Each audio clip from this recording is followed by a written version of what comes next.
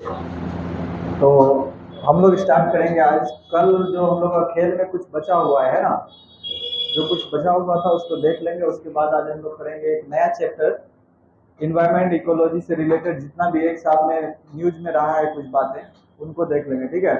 आजकल सभी एग्जाम्स में पूछे जाते हैं, चाहे वो बीपीएससी का एग्जाम हो, एसआई का एग्जाम हो, बिहार पुलिस का हो, बीपीएससी टीचर हो। बीपीएससी और टीचर वाले एग्जाम में स्पेशली अलग से इसको ऐड कर दिया गया है, पर्यावरण एवं पारिस्थितिकी। ठीक है। तो आप लोग के लिए इम्पोर्टेंट होगा वो सेशन। तो आज हम लोग पहले खेल से रिलेटेड कुछ चीजें बची हुई है उनको देख लेंगे। ये करंट अफेयर्स स्पेशल क्लास है। यहाँ हम लोग क्या देखते हैं, स्पेशली स्पेशली हम लोग का फोकस रहता है कि क्या पढ़ें क्या ना पढ़ें। ठीक है। तो क्या पढ़ें क्या ना पढ़ें वाले चीज में हम लोग पढ़ रहे हैं। स्पेशल क्लास करंट अफेयर्स के या टीचर वाले एग्जाम्स के लिए 69 बीपीएससी जो दे रहे हो, एसआई दे रहे हैं, कांस्टेबल है, अदर कॉम्पिटेटिव एग्जाम्स के लिए भी है, समान रूप से महत्व रखता है। कुछ लोग अभी पूछे एमपीडी का मतलब क्या होता है, आप लगाते हैं एमपीडी। ये जो एमपीडी लिखा हुआ है, ये मेरा एक यूट्यूब पे अपना चैनल है। आप यहाँ पे जाके भी हमें सर्च कर सकते हैं। यहाँ हम आपको मिलेंगे, मनीपीडिया नाम का चैनल है, और मनीपीडिया 9 नाम से मेरा टेलीग्राम चैनल भी, आप वहाँ भी हमसे जुड़ सकते हैं। ठीक है। तो चलिए हम लोग, ये था मेरा अपना प्रोजेक्ट करना। तो नेक्स्ट हम लोग आज यहाँ करंट अफेयर्स में इतना तो हम लोग कर लिए थे। जो बचा हुआ है हम लोग का उसको थोड़ा देख लेंगे। साउंड ज्यादा है क्या? हेलो, नहीं ज्यादा लगे तो बोल सकते हैं। क्या ज्यादा है? लाइटिंग ज्यादा है, इसको ऑन कर दीजिए। तो कल भी लाइटिंग थोड़ा दिक्कत लग रहा, हमको खुद पढ़ने में दिक्कत है। हाँ अब सही है, वहां जा रहा है सही। इसको ऑन कर दीजिए अगर दिक्कत है। हाँ तो नहीं दिख रहा है ना? ठीक। चलिए, खेल में जो कुछ बचा हुआ था, कल आप लोग का ग्रैंड स्लैम बचा हुआ है ना। टेनिस का जो ग्रैंड स्लैम होता है,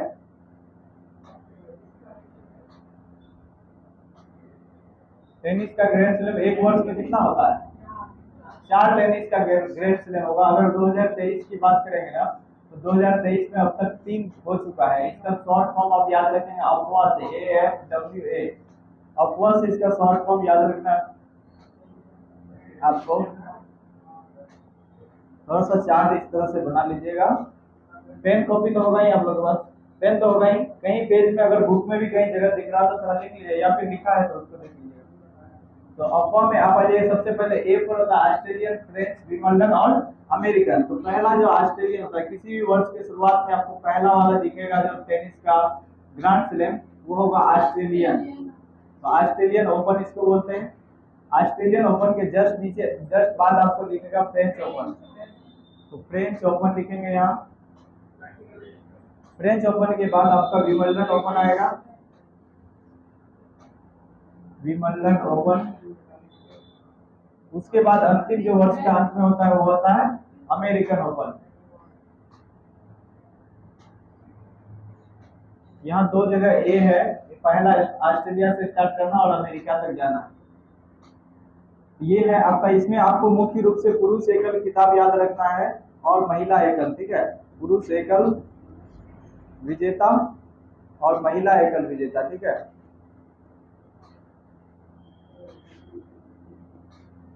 पुरुष एकल और महिला एकल। तो यहाँ आप एक और खींच लेंगे।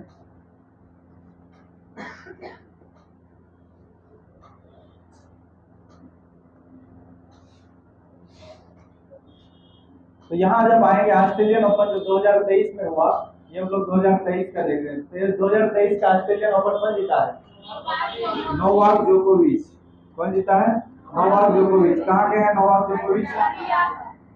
सर्बिया का। सर्बिया की राजधानी? आपको अगर यूरोप के किसी देश का अगर राजधानी पूछना रहेगा, तो वो आपको यूरोप का 2 महत्वपूर्ण देश है जो आज तक अक्सर एग्जाम में पूछा गया। एक है आपका सर्बिया, सर्बिया की राजधानी बेलग्रेड। और एक बहुत ज्यादा पूछा जाता है हंगरी की राजधानी। कहाँ है? हंगरी की राजधानी बुडापेस्ट। ये 2 इसलिए पूछा जाता है, वर्ल्ड हिस्ट्री में इन दोनों स्थानों का बहुत बड़ा योगदान। जब आप first world war, second world war पढ़ते हैं तो वहाँ दोनों स्थान का बहुत ज्यादा जिक्र आता है।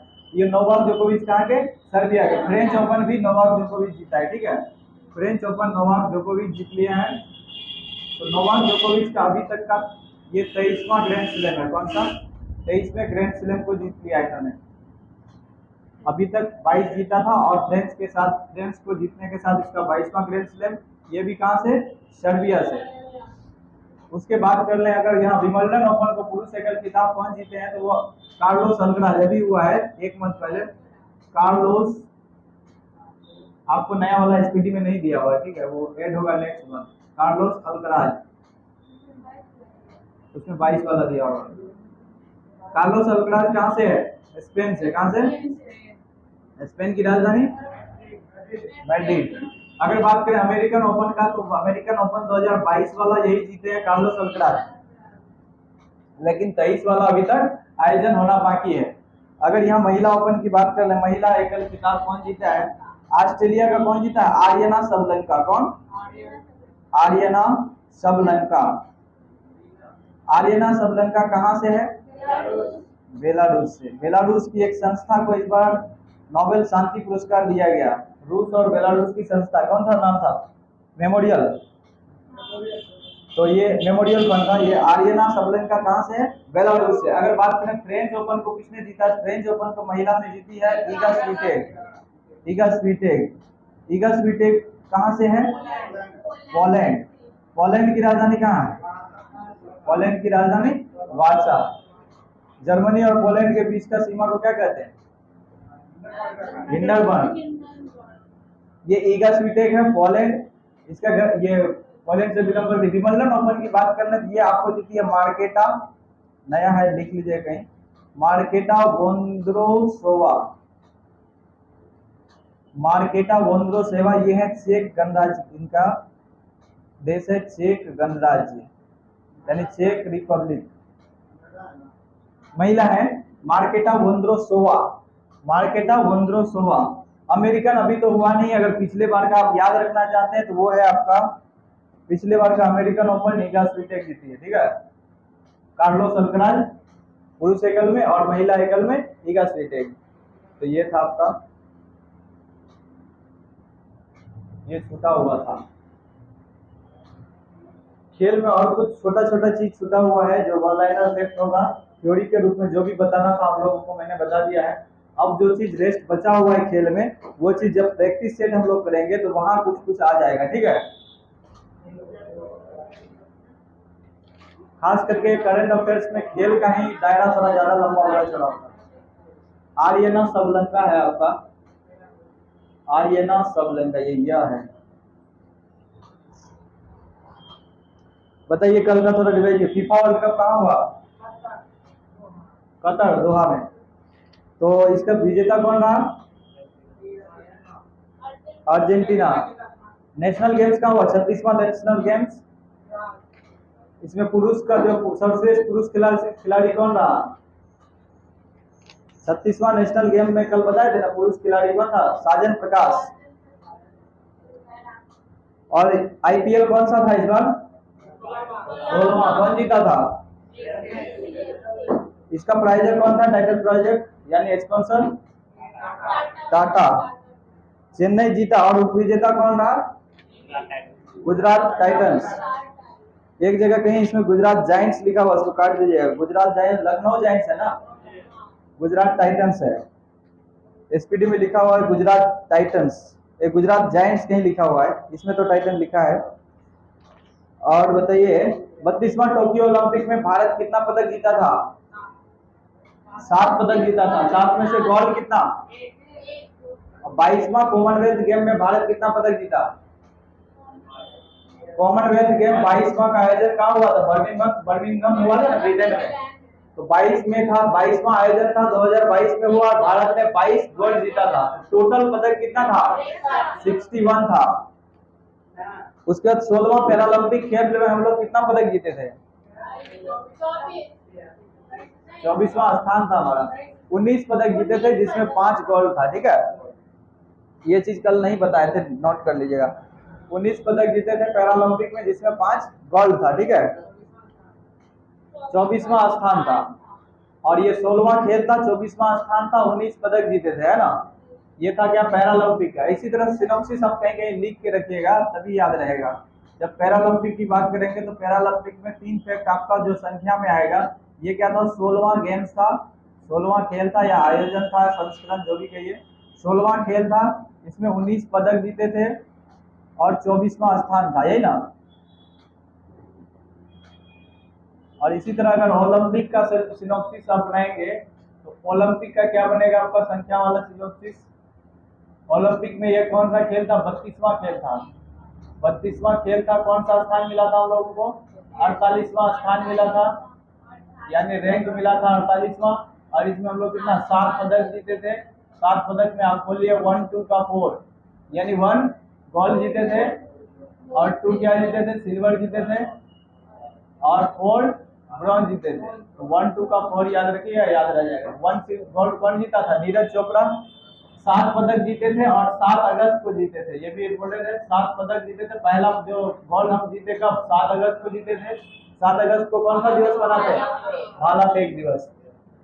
तो इतना था आपका। और इसमें देखे थे हम लोग, हाँ क्या था, ओलंपिक का जो शुभंकर था क्या था, 32वां ओलंपिक का मेरा ही तो हुआ। और पैरालंपिक का सोमाइटी। इसमें अब थोड़ा सा और छूटा हुआ क्रिकेट से रिलेटेड, क्रिकेट का ज्यादा न्यूज है इसमें। अभी रणजी ट्रॉफी इस बार कौन जीता है, इतना हो गया काम इसका। नेक्स्ट चले, चलिए रणजी ट्रॉफी की बात कर ले। तो रणजी ट्रॉफी कौन जीता है, रणजी ट्रॉफी क्या होता है, भारत के आंतरिक रूप में खेले जाने वाला एक ए टीम का सबसे बड़ा खेल है, यानी इंटरनल हम लोग इंडिया के अंदर ही खेलते हैं रणजी, ठीक है। तो रणजी ट्रॉफी कौन जीता है, सौराष्ट्र जीता है। किसको, कौन था इसमें उपविजेता, सौराष्ट्र और बंगाल। आप लोग पेज नंबर निकाल लीजिए 52, बंगाल इसमें रहा क्या उपविजेता। तो उसमें टिक मारिए, रणजी ट्रॉफी वाला है रणजी ट्रॉफी। उसके बाद आ जाइए आप उसी में, सैयद मुश्ताक अली T20 ट्रॉफी कौन जीता है, मुंबई जीता है। और उपविजेता कौन रहा, हिमाचल प्रदेश। उसमें ऊपर में अब ये पढ़ा दिया आप लोगों को, WPL कौन जीता है, पहली बार कल ही बता देना, पहली बार आयोजन हुआ WPL का। और इसमें मुंबई जीता है। कौन इसमें उपविजेता है, दिल्ली कैपिटल्स। और इसमें लिखे 16वां इंडियन प्रीमियर लीग, ये भी बता दिया आपको, सुपर किंग्स कौन, चेन्नई सुपर किंग्स और गुजरात जायंट्स। यहाँ देखिए गुजरात जायंट्स लिखा हुआ है, यही यही काटना है आपको, गुजरात टाइटंस होगा। वर्ल्ड टेस्ट चैंपियनशिप का आयोजन कहाँ हुआ, वर्ल्ड टेस्ट चैंपियनशिप का इंग्लैंड में। कौन जीता है, ऑस्ट्रेलिया। किसको हराया, भारत को। ये था। फीफा वर्ल्ड कप भी देख लिया। डूरंड कप, और ये डूरंड कप किस खेल से संबंधित है, कौन जीता है इस बार, डूरंड कप कौन जीता है इस बार, डूरंड कप कौन जीता है, बंगलुरु FC जीता है और मुंबई सिटी FC को हराया है। हाँ, बेंगलोर मुंबई को हराया है ना। अब जो छोटा मोटा चीज बचा हुआ है खेल में वो कहाँ होगा, प्रैक्टिस सेट में। तो अब इसमें आप लोग पीछे आ जाइए,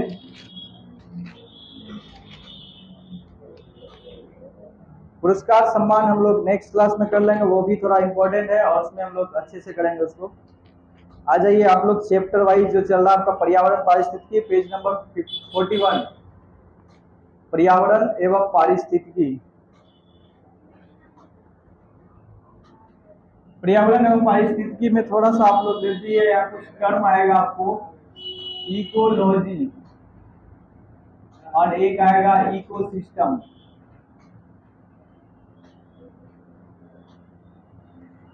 इकोलॉजी और इकोसिस्टम बात कर लें अगर इकोसिस्टम का, तो इसके जनक कौन कहलाते हैं इकोसिस्टम का, एजी टांसले। कौन, एजी टांसले। ये नोट कीजिएगा, उसमें लिखा हुआ नहीं है, ठीक है। इकोलॉजी, इकोलॉजी और इकोसिस्टम में क्या अंतर है, इकोलॉजी एक तरह का स्टडी है, अध्ययन है, जैसे हम लोग बायोलॉजी देखते हैं, ठीक है। प्राणी और प्राणी विज्ञान में कोई तो अंतर होगा, वही अंतर है इकोसिस्टम और इकोलॉजी में। इकोलॉजी में इकोसिस्टम के बारे में पढ़ते हैं, ठीक है। इकोसिस्टम एक कंपोनेंट है किसका, इकोलॉजी का। इकोलॉजी एक स्टडी है, एक अध्ययन है, एक बुक है, ऐसे बोल सकते हैं आप। तो इकोलॉजी का जनक किसको बोलेंगे, जो इसके बारे में अध्ययन करना, व्यवस्थित रूप से अध्ययन करना चाहे, वो है अर्नेस्ट हैकल। कौन है? अर्नेस्ट हैकल। इतना लिखिए। अब इकोसिस्टम का हिंदी हो जाता है आपका पारिस्थितिकी तंत्र। पारिस्थितिकी तंत्र, कभी कभी इसको शॉर्ट में पारितंत्र बोल देते हैं। पारी से पारिस्थितिकी और तंत्र, तो पारितंत्र बोलते हैं। इकोसिस्टम का जो घटक होता है, इकोसिस्टम में मुख्य रूप से दो तरह का आपको घटक दिखेगा। एक दिखेगा आपको बायोटिक, एक अबायोटिक। मतलब घटक में आप लिख लीजिए, एक होगा जैविक और एक होगा अजैविक। यानी एक पर्यावरण का एक तरह से अध्ययन है, तो पर्यावरण में दो तरह की चीज मिलेंगे, एक सजीव और निर्जीव। बचपन में पढ़ते हैं सजीव और निर्जीव। तो पर्यावरण पर जब पारिस्थितिकी की बात करेंगे, तो पारिस्थितिकी में आपका क्या आ जाएगा? जैविक और अजैविक घटक। जैविक घटक में क्या क्या आ जाएगा? मनुष्य आएगा, यानी इसमें आ जाएगा क्या? जीव जंतु, जीव और वनस्पति। जब जीव बोलते हैं तो वहां सभी तरह का जीव आ जाएगा, केवल आप लिखिए जीव और वनस्पति, जीव जंतु और वनस्पति। अजैविक घटक में सबसे पहले आपका सूर्य आ जाएगा ऊर्जा के रूप में। पर्यावरण में ऊर्जा का सबसे बड़ा स्रोत कौन? सूर्य आएगा। उसके बाद आ जाएगा कौन सा? मिट्टी या धरती। मिट्टी आ जाएगा, जल आ जाएगा, वायु आ जाएगा। ताप तो सूर्य से ही लेंगे आप, ताप टेम्परेचर कोई कंपोनेंट के रूप में वैसे आएगा, लेकिन सूर्य ले लेते हैं, उसी में आ जाएगा। सूर्य आ जाएगा, मिट्टी आ जाएगा, जल आ जाएगा, वायु, ये सब चीज क्या हो जाएगा आपका? अजैविक घटक होगा। क्या बोल रहे हैं? सौर सूर्य लिए तो ऊर्जा, ऊर्जा अपने आप में एक घटक है इसका। तो सूर्य को इसीलिए ऊर्जा का ही बताए, तो सबसे बड़ा ऊर्जा का स्रोत कौन सा है? सूर्य है। तो सूर्य, मिट्टी, जलवायु, ये सब आपका क्या आ जाएगा? अजैविक घटक में जैविक घटक। इसी संबंध मतलब पारिस्थितिकी तंत्र का मतलब ये होता है, जीव जंतु और वनस्पति का पर्यावरण के साथ में जब अध्ययन देखते हैं, कोई भी जीव जंतु या वनस्पति का वहां तब तक विकास नहीं हो सकता है जब तक वहां का पर्यावरण उनके अनुकूल नहीं हो। जैसे मंगल पर, चंद्रमा पर हम लोग जीव विकास करना चाहते हैं ताकि वहां भी मनुष्य रह सके। अभी चंद्रमा पर एक चाइना एक क्या बोलते हैं उसको, आर्टिफिशियल एनवायरनमेंट का बॉक्स बनाकर भेजा है और वहां में पौधा उगाने का प्रयास कर रहा है। ठीक है, कुछ हद तक उसे सफलता भी मिल चुका है। इस तरह से इन्वायरमेंट बॉक्स बनाना अब स्टार्ट हो गया। तो इन्वायरमेंट जब तक जीव के अनुकूल नहीं होगा तो जीव का विकास नहीं होगा। यहाँ में एक फैक्ट आता है आप लोग का, अनुकूलन। अनुकूलन, यहाँ अनुकूलन का सीधा मतलब होता है कि वही जीव किसी भी पर्यावरण में उसी पर्यावरण के अकॉर्डिंग ही जीव का विकास होता है ना। आप अगर शीत ध्रुव क्षेत्र में जाएंगे तो वहां मिलने वाला जंतु आपका उष्ण कटिबंधीय क्षेत्र वाला जंतु से अलग होगा। तो पर्यावरण का असर जीव जंतु के आकार पर, उसके बनावट पर, उसकी संरचना पर, हर चीज पर पड़ता है ना। तो इसीलिए ये अनुकूलन कहलाता है, यानी कि पर्यावरण के अनुकूल जीव का विकास को अनुकूलन कहते हैं। ये सब चीज था आपका बेसिक चीज। चलिए इसमें आपका जो दिया हुआ है, तो पर्यावरण पारिस्थितिकी यहाँ आपका टॉपिक लिखा होगा बुक में, पर्यावरण, पर्यावरण एवं पारिस्थितिकी। मौसम और जलवायु में क्या अंतर है? मौसम और जलवायु में केवल समय का अंतर है। मौसम एक तात्कालिक होता है, तात्कालिक होता है, और जलवायु क्या होता है? एक लंबे समय का, 50 वर्षों का, 100 वर्षों का एक चेंज होता है। केवल समय का अंतर है। उसी तरह आप यहाँ देखिएगा, अब जो पर्यावरण पारिस्थितिकी से संबंधित जितना भी न्यूज रहा है पिछले एक साल में, हम लोग वो जानेंगे। बाकी चैप्टर वाइज तो आप लोग सब्जेक्ट में पढ़ते होंगे जीएस में पारिस्थितिकी को। यहाँ आपका पहला टॉपिक, इसमें टिक मारिएगा। कुछ महत्वपूर्ण चीज लगभग इसमें लगभग चीज आपको महत्वपूर्ण दिखेगा, क्योंकि एक ही पेज में सारा साल, एक साल का ले लिया गया है। संयुक्त अरब अमीरात यानी यूएई, कहाँ है राजधानी? Abu Dhabi. विश्व की सबसे बड़ी IUCN विश्व संरक्षण कांग्रेस 2025 में होने वाला है और इसकी मेजबानी करेगा। क्या करेगा? मेजबानी। तो IUCN का संबंध पर्यावरण पारिस्थितिकी से है? जी हाँ है। बात करें अगर IUCN की, तो IUCN का फुल फॉर्म क्या? IUCN क्या जारी करती है? Red data book. आप लोग जानते होंगे IUCN क्या जारी करता है? Red data book. Red data book, इसमें क्या होता है? रेड डाटा बुक में संकटग्रस्त जीव जंतु या और वनस्पति का इसमें वो संकलन करता है, यानी लिस्ट तैयार करता है कौन सा जंतु संकटग्रस्त है, कौन सा नहीं है। तो संकटग्रस्त जीव जंतुओं का एक सूची तैयार, उसका नाम क्या है? Red data book. कौन जारी करता है? IUCN। IUCN का हेडक्वार्टर कहाँ है? कहाँ? ग्लैंड में, ग्लैंड रूस, नैरोबी बोल रहे हैं। नैरोबी नहीं है, वो है आपका UNEP का। नैरोबी है आपका UNEP का, है ना। ये भी पर्यावरण से संबंधित संयुक्त राष्ट्र की संस्था है, यूनाइटेड नेशन एनवायरमेंट प्रोग्राम। ये UNEP का मुख्यालय कहाँ है? नैरोबी, जो कि केन्या की राजधानी है ना, नैरोबी। बात करें अगर IUCN का, तो ये पेरिस में होगा। कहाँ होगा? पेरिस में। पेरिस में इसका क्या है? मुख्यालय IUCN का। IUCN का फुल फॉर्म होता है international union for conservation of nature and natural product, या नेचुरल, ये आप बोल सकते हैं nature, international union for conservation of nature, यानी प्रकृति से के संरक्षण के लिए अंतर्राष्ट्रीय संघ है ये। तो ये IUCN कौन सा बुक जारी करती है?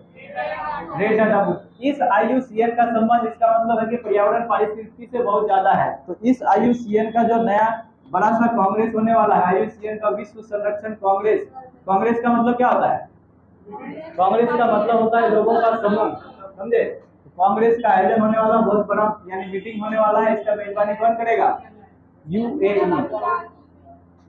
करेगा। आप नीचे आ जाइए, यहाँ मेघालय के गुफा में मेढक की नई प्रजाति का नाम है उसका ओमोलॉक्स सीजू। कहाँ में मिला है? मेघालय की गुफा में मिला है। कौन सा? ओमोलॉक्स सीजू। कहाँ में? मेघालय में। एक है आपका मिजोरम। मिजोरम में एक उड़ने वाली छिपकली के नई प्रजाति का पता चला है, नाम है गेक्को मेजोरमेंसिस। गेक्को मेजोरमेंसिस, बोलिए। गेक्को मेजोरमेंसिस, क्या नाम है छिपकली का? गेक्को मेजोरमेंसिस। और ये मेढक का नई प्रजाति का नाम क्या है? ओमोलॉक्स सीजू। उसके बाद आ जाइए, तितली की भी नई प्रजाति का खोज हुआ है। कहाँ में? शोधकर्ताओं की एक समूह केरल में खोजा है। कहाँ में? केरल में। वो अकुलम और वेम्बनाड, वेम्बनाड झील कहाँ है? केरल में। उसके किनारे तितली की नई प्रजाति की खोज हुई है। ये कोई नया आपका डाटा नहीं दे रहा, केवल इतना बता रहा है नई तितली की प्रजाति का खोज हुआ है। तो मेढक का प्रजाति कहाँ? मेघालय में। म से मेढक, म से मेघालय, है ना। तो मेघालय में कौन सा? ओमोलॉक्स सीजू, ठीक है। उड़ने वाली तितली का नाम क्या? गेक्को मेजोरमेंसिस, ठीक है। उसके बाद आ जाइए ICAR। क्या होता है इसका full form? ICAR, Indian council for agriculture research. IUCN का ग्लैंड में भी हो सकता है, वही हम करेंगे। Gland Switzerland. अच्छा, इसको कट के कर लीजिए आप, ग्लैंड स्विट्जरलैंड, सॉरी, ग्लैंड हो जाएगा, ग्लैंड स्विट्जरलैंड, ठीक है। IUCN का स्थापना कब हुआ था? 1948 में। तो यहाँ हम लोग थे ICAR, फुल फॉर्म क्या हो जाएगा? Indian council for agriculture research, यानी भारतीय कृषि अनुसंधान परिषद। तो भारतीय कृषि अनुसंधान परिषद ने तमिलनाडु के नाम पर क्या किया है? कुड्डालोर को क्या है? कुड्डालोर तट पर मछली की एक नई प्रजाति खोजा, जिसका नाम क्या? मोरे ईल। तो मछली की नई प्रजाति कहाँ में? तमिलनाडु में। नाम क्या है? मोरे ईल। पर्यावरण मंत्री कौन है अभी? भूपेंद्र यादव। ये गुरुग्राम यानी हरियाणा में अरावली पर्यावरणीय पर्दा परियोजना का अनावरण किया। क्या क्या है? अरावली पर्यावरणीय पर्दा। पर्दा मतलब क्या होता है? संरक्षण। एक तरह से कोई भी चीज का पर्दा लगाते हैं, मतलब संरक्षण करते हैं, वहां रेस्ट्रिक्शन देते हैं, लोगों को वहां जाना आना वर्जित होता है। तो पर्यावरण को बचाने के लिए कौन पर्यावरण मंत्री कौन है? भूपेंद्र यादव। गुरुग्राम हरियाणा में। अरावली कहाँ में? अरावली शिखर केवल राजस्थान में नहीं है, अरावली का ही विस्तार दिल्ली तक जाता है ना। वो जो आप रायसीना हिल्स देख रहे हैं, वो अरावली पहाड़ी का ही विस्तारित भाग है। तो रायसीना हिल मुख्य रूप से अरावली पर्वत राजस्थान में है, लेकिन उसका विस्तार बहुत अलग अलग राज्य तक भी है, गुजरात तक भी जाता है। सही बात है, गुजरात वो मध्य प्रदेश में भी आएगा, आपका दिल्ली तक आ जाता है। तो अरावली पर्यावरण पर्दा परियोजना कहाँ में लॉन्च हुआ है? तो याद रखना, अरावली देख के राजस्थान नहीं मार देना। कहाँ? हरियाणा के गुरुग्राम में। मेथेनॉल से चलने वाली पहली बार बसों का आयोजन कहाँ लॉन्च हुआ? बेंगलुरु में। मेथेनॉल से चलने वाला, आपको एथेंस से, ये मेथेनॉल से अभी रॉकेट लॉन्च किया है कौन?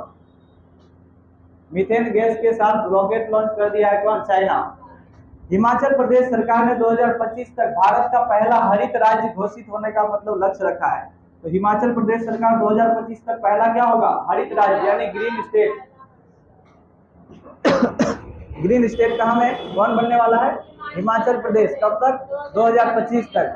उसके नीचे आप देखिए भारतीय कृषि अनुसंधान परिषद, इसी को बोलते थे ICAR, भारतीय कृषि अनुसंधान परिषद के ने HD 3385 नाम का एक गेहूं विकसित किया है। गेहूं की नई प्रजाति का नाम HD 3385, HD 3385। भारतीय कृषि अनुसंधान परिषद का मुख्यालय कहाँ, नई दिल्ली में। मुंबई ने दूसरी बार tree city of the world 2022 का भी खिताब जीत लिया है। कौन, मुंबई। 2021 में कौन था, मुंबई और हैदराबाद दोनों था, है ना। तो इस बार केवल मुंबई को मिला है और मुंबई 2022 का tree city of the world बन गया है। ये कुछ दिन बाद आपको नया सुनने मिलेगा, क्योंकि सितंबर या अक्टूबर में आ जाता है ट्री सिटी ऑफ वर्ल्ड का डाटा। हैदराबाद और मुंबई दोनों था एक साथ, अब ये मुंबई है। क्या बोल रहे हैं, tree city of the world का मतलब हो गया कि ये एक तरह का उपाधि जिस टाइप का नहीं होता है, इस शहर को एक उपाधि के रूप में मिला है कि आप ट्री सिटी। ट्री सिटी का मतलब हो गया कि ये वृक्षारोपण के क्षेत्र में ज्यादा मतलब प्रयास किया है या ज्यादा विकास किया है, ठीक है। तो tree city of the world कौन सा, मुंबई को मिला है। देश में पहली बार लिथियम का एक नया भंडार का पता चला, जो कहाँ में है, जम्मू कश्मीर में। तो रियासी याद रहे ना रहे, जम्मू कश्मीर याद रखना है। लिथियम सबसे बहुत महंगा धातु होता है। लिथियम से हम लोग क्या बनाते हैं, चिप बनाते हैं, चिप्स बनता है ना मोबाइल का, तो वो लिथियम आयन से हम लोग बैटरी भी बनाते हैं। लिथियम आयन का सबसे ज्यादा प्रयोग किसमें, बैटरी के निर्माण में। अभी तक हम लोग इसके लिए किस पर निर्भर है, ताइवान पर। हम नहीं, पूरा विश्व लगभग निर्भर है ताइवान पर। और ताइवान पर चीन इसलिए कब्जा नहीं कर पाता है कि विश्व का सभी देश ताइवान को बचाना चाहता है, क्योंकि ताइवान का इंडस्ट्री सबसे ज्यादा लिथियम के लिए जाना जाता है, ठीक है। तो लिथियम का भंडार वहां है और लिथियम के क्षेत्र में बहुत आगे है ताइवान। अरुणाचल प्रदेश में ब्रेन वेबलर होता क्या है, ये अभी तक हम भी नहीं पता कर पाए। ब्रेन वेबलर की नई प्रजाति खोजी गई है, आप इसको लिख भी सकते हैं। ब्रेन वेबलर कोई शब्द होगा, पता होगा तो आप लोग बताइएगा मुझे। भारत का पहला डार्क नाइट स्काई है, ये लद्दाख में बनेगा। कहाँ बनेगा, लद्दाख में डार्क नाइट स्काई। एक तरह का समझिए जैसे हम लोग तारामंडल देखने जाते हैं, उसी तरह से नाइट में जब आप लद्दाख के उस क्षेत्र में जहाँ बनने वाला है, जहाँ आप लद्दाख के उस क्षेत्र में जाएंगे, पूरा आसमान का लगेगा कि आपको यहीं से दृश्य मिल रहा है देखने के लिए, तो वो डार्क नाइट स्काई कहलाएगा। क्या कहलाएगा, यानी अंधेरी रात में पूरे आसमान को आप वहां से विजिबल कर सकेंगे। वैसा म्यूजियम टाइप का बनाया जा रहा है। कहाँ, लद्दाख में। तो डार्क नाइट स्काई कहाँ में, लद्दाख में। आप इस पर आ जाइएगा, नीचे बचा हुआ है वो हम लोग फिर देखेंगे नेक्स्ट स्लाइड में। फिलहाल आप आ जाइए इस पर 41 पेज नंबर में, ठीक है। दाहिने साइड आ जाइए। तमिलनाडु सरकार ने करूर और डिंडीगुल जिलों में देश का पहला कडावूर स्लेंडर लॉरिस अभ्यारण्य को अधिसूचित किया। तो ये आपको पूछ देगा कडावूर स्लेंडर लॉरिस अभ्यारण्य कहाँ है, तमिलनाडु। बस इतना सा आपको याद रखना, कडावूर स्लेंडर लॉरिस अभ्यारण्य कहाँ है, तमिलनाडु। उसके बाद एक इंपॉर्टेंट है आपका abode of the unicorns. Abode of the unicorns, ये आपका गेंडों का जो सिंह होता है ना, उन सिंहों को एकत्रित करके उनके राख से बना है एक स्मारक। गेंडे का सिंह का ये हुआ था क्या कि काजीरंगा नेशनल पार्क है असम में, ठीक है। और वो एक सिंह वाले गेंडे के लिए प्रसिद्ध है, और वहां गेंडे का बहुत ज्यादा शिकार होता था। एक बार पाया गया कि शिकार यानी तस्करी करने वाले कुछ लोगों के पास बहुत सारा सिंह मिला, मतलब काटा हुआ सिंह। उन सभी सिंह को भंडारित करके आग लगा के जला दिया गया, ठीक है। आग लगा के जला देने से उनके राख से जो स्मारक बना है, उसी स्मारक का नाम क्या है, एबोर्ड ऑफ द यूनिकॉर्न्स। यह अनावरण कहाँ हुआ, असम के काजीरंगा राष्ट्रीय उद्यान में, ठीक है। Abode of the unicorns, unicorns में सिंह ही होता है शायद, ठीक है। तो abode of the unicorns. Namibia से भी कूनो नेशनल पार्क मध्य प्रदेश में कितना चीता लाया गया, 8 चीता लाया गया, जिसमें एक मादा चीता का मौत हो गया। इसका नाम सासा लिखा हुआ है, इसको आशा कर दीजिए। ये क्या नाम है, आशा। क्या बोल रहे हैं, आशा नाम था उस चीता का, नाम दिए थे प्रधानमंत्री साहब। तो आशा नाम की एक मादा चीता का मौत हो गया है, तो इसका नाम सासा लिखा, ये भी सेम लिखा हुआ है यहाँ, ठीक है। यहाँ भी आशा हो जाएगा, सासा काट दीजिएगा।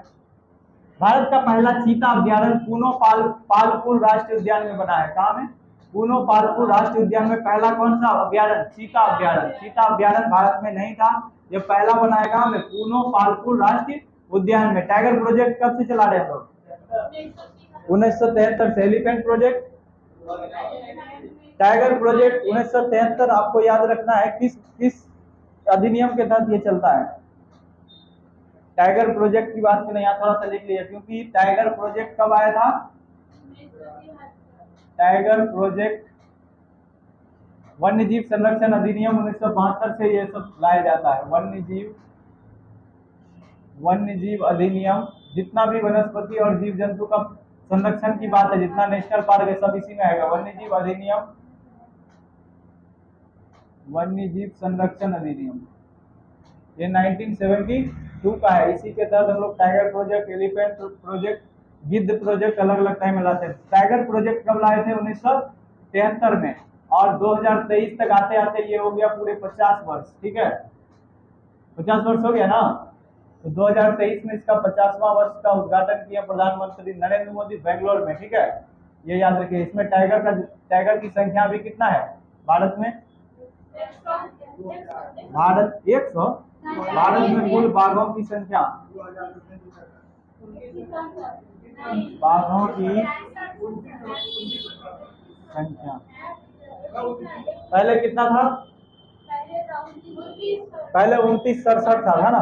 पहले था 2967, अब 100 बढ़ गया, ये हो गया कितना? 3067। यही है ना? एक बार चेक कीजिए तो, 100 बढ़ाए कि 200 बढ़ाए? न्यूज में आया था ये, उसी दिन टाइगर संख्या भी नया लॉन्च हुआ है, वो 100 या 200 बढ़ा, थोड़ा एक बार चेक कीजिए। 3167 है, तो 200 मतलब बढ़ गया। ठीक है, 2967 पिछले बार का था और ये 3167 हो गया है। उसके बाद अब जब ये एलिफेंट प्रोजेक्ट हम लोग कब लाए? एलिफेंट प्रोजेक्ट कब आया था? 1992 में, 1992 में। इसका जो 20 वर्ष 2022 में पूरा गया था, कितना? 30वां वर्षगांठ इसका मनाए हम लोग, 30वें वर्षगांठ। इसका जो उत्सव हुआ, गज उत्सव नाम से एक उत्सव मनाया गया, गज उत्सव। और यह उत्सव कहाँ हुआ? काजीरंगा में, काजीरंगा नेशनल पार्क असम में हुआ है। Kaziranga national park Assam. द्रौपदी मुर्मू इसका जो है उद्घाटन किए हैं राष्ट्रपति। उद्घाटन कौन रहे? राष्ट्रपति कौन है? द्रौपदी, राष्ट्रपति लिख रहा था, राष्ट्रपति द्रौपदी मुर्मू। इसमें कौन सा मनाया गया? गज उत्सव मनाया गया। इसी में रीहैब प्रोजेक्ट का चर्चा की है वो राष्ट्रपति द्रौपदी मुर्मू। REHAB, RE लिखिएगा। रीहैब प्रोजेक्ट किसके लिए चलाया जाता है? आप लोग को प्रॉब्लम नहीं है? साइड से अगर कुछ बता रहे हैं तो दिक्कत नहीं है। रीहैब प्रोजेक्ट चलाया जा रहा है, इसमें द्रौपदी मुर्मू ने इसके बारे में चर्चा की है, तो आप लिख लिया रीहैब प्रोजेक्ट होता क्या है? रीहैब यानी हाथी का ये गज उत्सव था। इसमें देखा गया है कि कर्नाटक और असम में खास करके सबसे ज्यादा हाथी कहाँ है? कर्नाटक में। इंडिया में कर्नाटक और वर्ल्ड में थाईलैंड। थाईलैंड को हाथियों का देश कहते हैं, खास करके सफेद हाथियों का देश। ठीक है, तो कर्नाटक में क्या है? सबसे ज्यादा हाथी है। कर्नाटक और असम में देखा गया मानव हाथी संघर्ष बहुत ज्यादा देखा जाता है, यानी जिस क्षेत्र में हाथी का निवास होता है उस क्षेत्र में आदमी का रहना मुश्किल हो जाता है। मतलब आप क्रॉस कर रहे हैं कहीं से, अगर हाथी आ गया तो आपको मार देती है, या फिर वो नुकसान करती है। किसी बाजार में घुस जाती है, उसके बगल में आप अगर बाजार लगा हुआ किसी दुकान में घुस जाता है तो उसको नष्ट कर देता है। तो मानव हाथी संघर्ष बहुत ज्यादा देखा गया। इसी मानव हाथी संघर्ष को रोकने के लिए कौन सा प्रोजेक्ट चलाया जाता है? रीहैब। रीहैब का फुल फॉर्म है रिड्यूसिंग, यानी कम करना, reducing elephant human attack.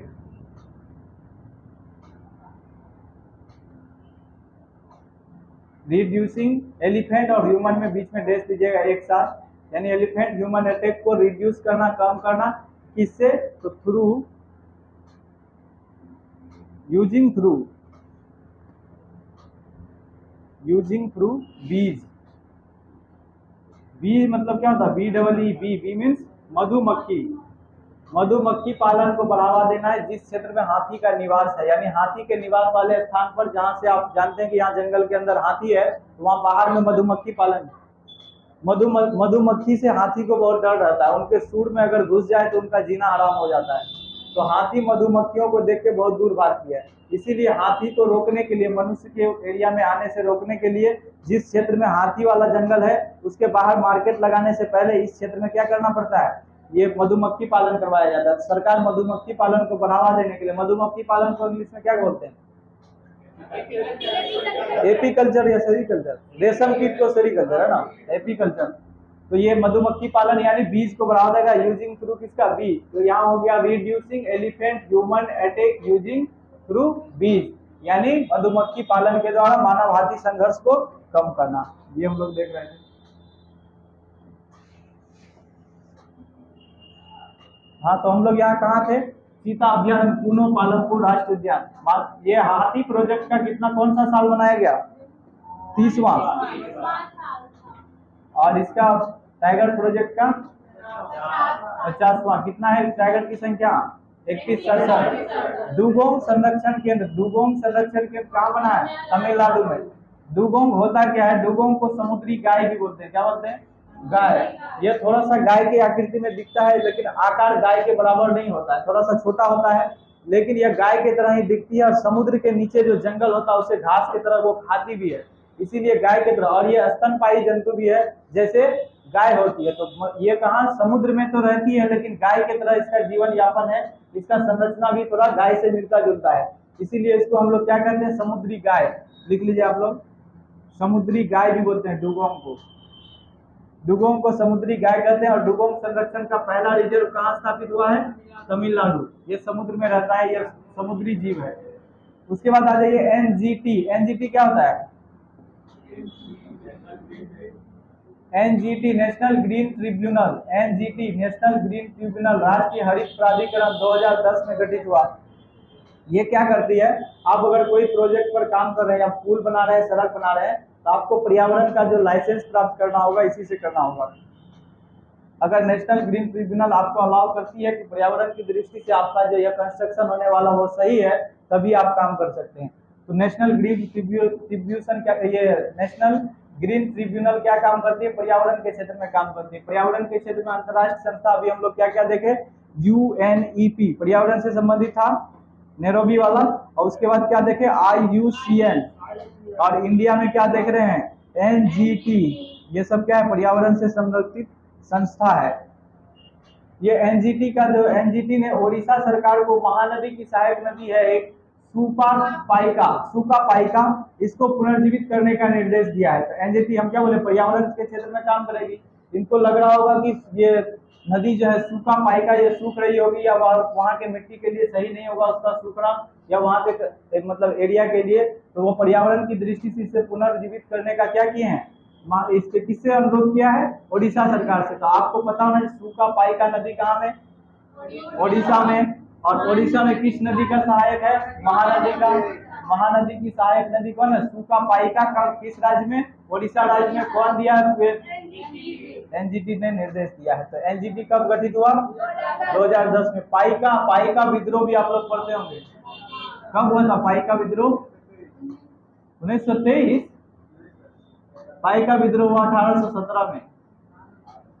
Paika विद्रोह के बारे में वर्तमान बीजेपी गवर्नमेंट कहना चाह रही है कि 1857 की क्रांति से पहले पाइका क्रांति लगभग कितने साल पहले, 40 साल पहले हो चुकी है, और इसे प्रथम स्वतंत्रता संग्राम कहने का प्रयास किया गया कुछ विद्वानों के द्वारा। तो पाइका विद्रोह कहाँ में, ओडिशा में। और कब हुआ ये, 1817 ईस्वी में। अब आ जाइए केरल में। केरल को अपना पहला वैज्ञानिक पक्षी एटलस मिला है, यानी जब भारत का पहला पक्षी एटलस कौन जारी किया, पक्षी एटलस का क्या मतलब पक्षी गणना से रिलेटेड हुआ। आप लोग गप बात में कर लीजिए, थोड़ा सा याद दीजिए। ये जो पक्षी एटलस है कहाँ आया पहली बार, केरल में। पक्षी एटलस का क्या मतलब है, पक्षी एटलस से क्या समझते हैं, एटलस मतलब क्या होता है, मैप जारी करते हैं आप लोग, तो मैप को क्या कहते हैं, एटलस कहते हैं। पक्षी एटलस का मतलब हो गया केरल राज्य के अलग अलग जिले में, अलग अलग प्रखंडों में कौन पक्षी कहाँ कितना ज्यादा मात्रा में पाया जाता है, यानी पक्षी से रिलेटेड अलग से एक एटलस यानी मैप का बुक बना लिया वो, ठीक है। ये पक्षी एटलस को जो लॉन्च किया है केरल। एक है जोनाथन अब कछुआ है, कछुआ जोनाथन विश्व का सबसे उम्रदराज स्थलीय जीव घोषित हो गया है। कछुआ का नाम क्या है? जोनाथन। भारत में कितने तरह के कछुआ? कछुआ संरक्षण के लिए एक पार्क है, वो उसका नाम क्या है? गहिरमाथा, ओडिशा में। और एक है आपका वही में भीतरकनिका में भी कछुआ, ओलिव रिडले कछुआ के लिए कौन सा? Bhitarkanika national park. कहाँ में? ओडिशा में। तो ओडिशा का भीतरकनिका नेशनल पार्क किसके लिए? ओलिव रिडले कछुआ। 4 तरह का कछुआ होता है जो ओडिशा के तट पे पाया जाता है, जो दक्षिण कोरिया से लेकर जापान तक का यात्रा करती है। ठीक है, तो कछुआ का नाम क्या है? जोनाथन। इसको सबसे उम्रदराज स्थलीय जीव घोषित कर दिया गया। ठीक है, अब ये वाराणसी, ये हम लोग पढ़े हैं पहले भी। वाराणसी को क्या किया गया? एससीओ का पहला पर्यटन राजधानी, पर्यटन एवं सांस्कृतिक राजधानी एससीओ का किसे मिला है दर्जा? वाराणसी को। अंडमान निकोबार भारत का पहला स्वच्छ सुजल प्रदेश बन गया है। पहला स्वच्छ सुजल यानी सबसे शुद्ध जल कहाँ में? अंडमान निकोबार में। तिरुपुर जिले में नांजरायन टैंक यानी तमिलनाडु का है तिरुपुर जिला, इसको 17वां पक्षी अभ्यारण्य होगा। ये जरूरी नहीं है, कहाँ का पक्षी अभ्यारण्य की बात कर रहे हैं? तमिलनाडु का। भारत का पहला भू पार्क है जिसको हम लोग जियो पार्क बोलेंगे, वो कहाँ खुला? मध्य प्रदेश में। दार्जिलिंग चिड़ियाघर देश का सर्वश्रेष्ठ चिड़ियाघर घोषित कर दिया गया। कौन सा चिड़ियाघर? कौन राज्य में है ये दार्जिलिंग? पश्चिम बंगाल। दार्जिलिंग की चाय को जीआई टैग कब मिला? 2004 में। यह पहला जीआई टैग था। जीआई टैग देने का अधिनियम कब आया था? 1999 में। जीआई टैग अधिनियम आया 1999 में, और पहला जीआई टैग दिया गया कब? 2004 में दार्जिलिंग की चाय को। आज फिलहाल यहीं तक रखें, तो कल इसके बाद जो बचा हो वो देखेंगे, और हो सकेगा तो आर्थिकी देखेंगे। अगर हम अच्छे से आपका पीडीएफ तैयार कर पाए आज, तो कल आप लोगों का बजट और इकोनॉमिक सर्वे भी हो सकता है। ठीक है, अगर हमें टाइम मिला आज तो हम बजट इकोनॉमिक सर्वे आप लोगों के लिए तैयार कर लेंगे। वो बजट इकोनॉमिक सर्वे जो होगा एसपीडी में हमने देखा है कि बहुत कम कुछ दिया हुआ है। ठीक है, और सिस्टमेटिक नहीं दिया हुआ। हम कोशिश करेंगे 2-3 मैगजीन जो मेरे पास कंटेंट जितना भी होगा हम उसको एक साथ ला करके आप लोग को स्लाइड में पढ़ा देंगे। ठीक है, इसीलिए बजट और इकोनॉमी से क्वेश्चन हर बार हर एग्जाम में आने का संभावना रहता है, इसीलिए उसको हम लोग थोड़ा सा कॉम्प्रिहेंसिव देखेंगे। कल या परसों हम लोग बजट को देख लेंगे। ठीक है, तो फिर मिलेंगे नेक्स्ट क्लास में, तब तक के लिए धन्यवाद। जय हिंद। टाइमिंग यही रहेगा।